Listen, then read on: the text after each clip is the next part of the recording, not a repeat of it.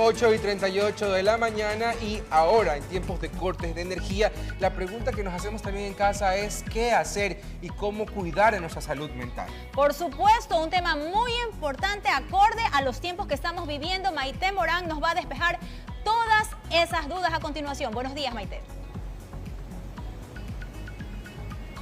Buenos días, compañeros, amigos televidentes. Sí, realmente todos estamos viviendo por diferentes motivos ansiedad e incluso depresión.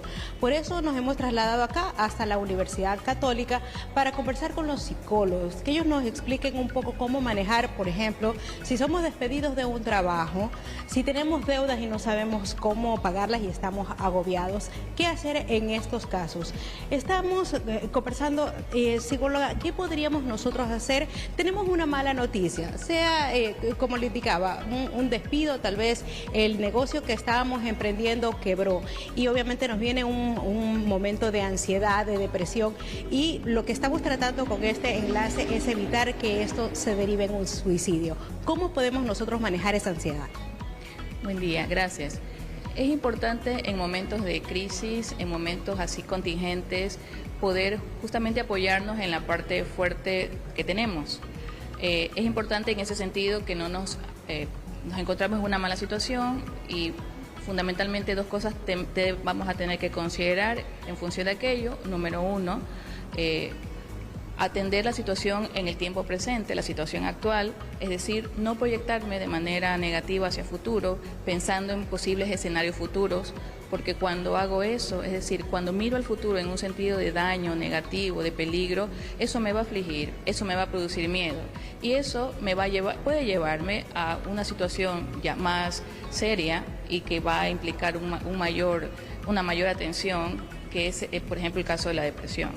Por un lado, considerar eso, es decir, evitar estos escenarios, mirarme de manera negativa hacia futuro.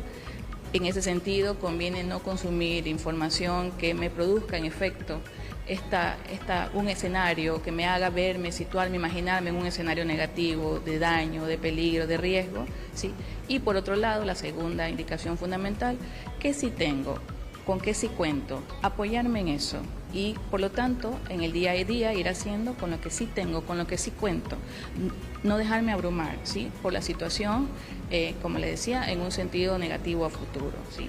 Justamente también apoyarnos en nuestra red de apoyo, ¿no? Las personas que siempre están con nosotros, que siempre se muestran positivas y tal vez un poco desahogar los problemas en esas personas que siempre nos dan ánimo, una mamá, el papá, tal vez algún amigo. Sin duda alguna. Tenemos la red de apoyo que es afectiva, ¿sí? Entran ahí todas las personas importantes, cercanas, amigos, familiares, pero no solamente las personas, entran allí también en el sentido afectivo, incluso las mascotas, por ejemplo, o actividades que nos gusta, actividades que nos generan relajación, que nos generan placer, sobre todo pensando en qué es lo que me produce una conexión con un sentido de disfrute de la vida, pero hacia futuro. Porque cuando hay incertidumbre, lo que la incertidumbre fuertemente va a afectar es justamente mi proyección a futuro, en un sentido positivo, ¿sí? Y por lo tanto, conviene muy bien apoyarse en el sentido afectivo, en esto que denominamos redes de apoyo. Por otro lado, valerme de, por ejemplo, los sentidos que ya tengo, que he venido trabajando, los significados de mi vida importantes, con los que he venido trabajando. Si cambia el escenario, estos mismos sentidos que a mí me generan motivación, que me impulsan hacia adelante, considerarlos y ver de qué manera puedo aplicarlos en el nuevo escenario. Porque eso es mío, eso no tiene que ver con lo de afuera. Y ya que lo de afuera no puedo controlar, como por ejemplo estas situaciones, ¿sí?, que son imprevistas, inesperadas, que vienen de sorpresa de un momento a otro, con lo que sí cuento es justamente con mi forma de pensar, con los sentidos que yo tengo hacia la vida, con mis motivaciones, con mis proyectos, etcétera, y también poderme apoyar en eso conjuntamente con la parte afectiva. Mis compañeros en estudio tienen una pregunta. Les escucho para transmitirle a la psicóloga que muy amablemente nos está atendiendo. Sí, Maite, la pregunta es, ¿qué signos de alerta deben motivarnos a buscar la ayuda de un experto en estos tiempos de crisis energética?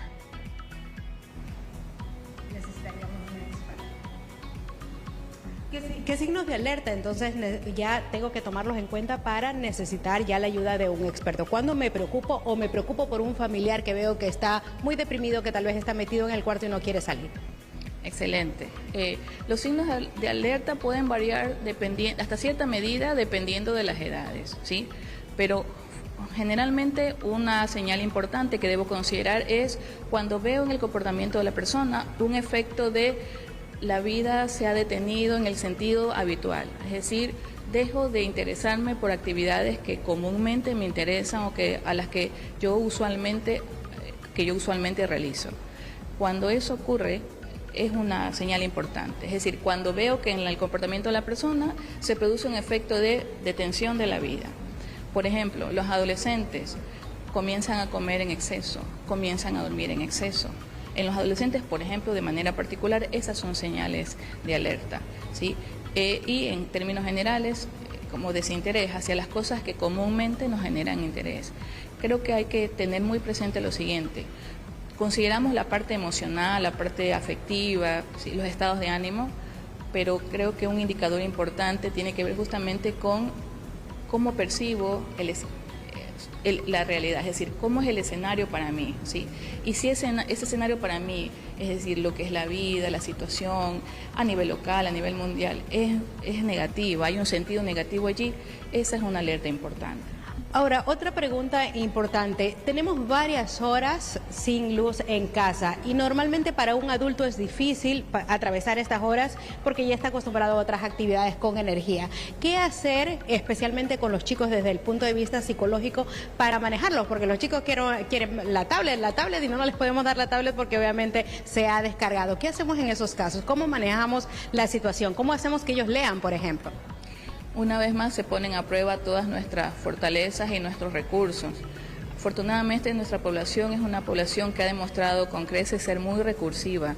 Tenemos la experiencia de la pandemia, cómo nos las ingeniamos para poder llevar día a día con la situación.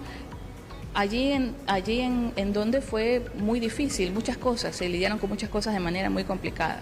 Hoy en día, si el tema es la ausencia de energía eléctrica y por lo tanto no puedo hacer, por ejemplo, el uso de aparatos eléctricos, tecnológicos, etcétera, internet, que habitualmente utilizo, entonces habrá que incursionar en nuevas actividades. Por ejemplo, las personas que son de la parte muy activas físicamente, no pueden ir al gimnasio, por ejemplo, qué sé yo. Entonces, en la casa realizar prácticas, ¿no?, meditación, enseñarles a los niños, a los adolescentes, a hacer respiración. En los momentos en que hay luz, uno puede consultar en el internet y entonces encuentro que hay formas, que hay todo un procedimiento o que hay diferentes tipos de actividades que me enseñan a mí a respirar, que me enseñan a relajarme, yoga, meditación, etcétera, y ir incursionando en esas actividades, que por un lado van a producir una calma a nivel emocional, anímico, y que por otro lado también pueden ayudarme a conectarme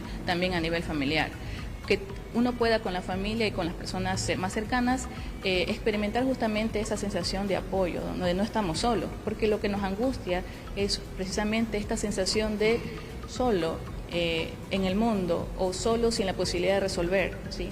Y entonces por eso es fundamental también que incluso las cosas que hagamos en estos momentos para lidiar con la ausencia de energía eléctrica sean cosas que también generen estos efectos de estamos juntos, estoy aprendiendo algo nuevo, estoy proyectándome en ese sentido futuro, sigo fortaleciéndome, ¿sí?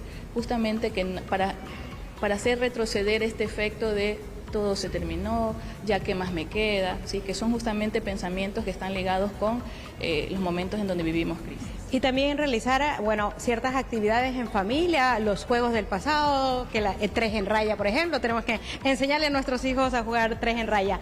Bueno, ahí estamos en el centro del Consultorio de Atención Psicológica y Clínica de la Universidad Católica y justamente vamos a decir, aquí la atención es gratuita, que es importante. Buenos días. Buenos días, sí, la atención es gratuita efectivamente para toda la población, digamos, de Guayaquil y San Borondón. Okay, ¿cómo pueden acercarse los ciudadanos? Porque normalmente van a pensar, no, seguramente esto es solo para el alumno, el profesor de la Universidad Católica, pero no, es abierto al público y es gratuito. De hecho, la atención es solamente para el público externo, digamos, la comunidad externa que se llama, ¿no? La comunidad interna tiene otro servicio. ¿Horarios de la atención? Estamos acá atendiendo de lunes a sábado desde las 9 de la mañana hasta las 5 de la tarde. Ok, le agradecemos bastante. Justamente es importante ver cómo nos están atendiendo a los ciudadanos que necesitan ayuda en este momento. Nos encontramos, para que ustedes sepan, dentro de la Universidad Católica, sobre la avenida Carlos Julio Arosemena. Nosotros damos paso ya a estudios y nos quedamos aquí.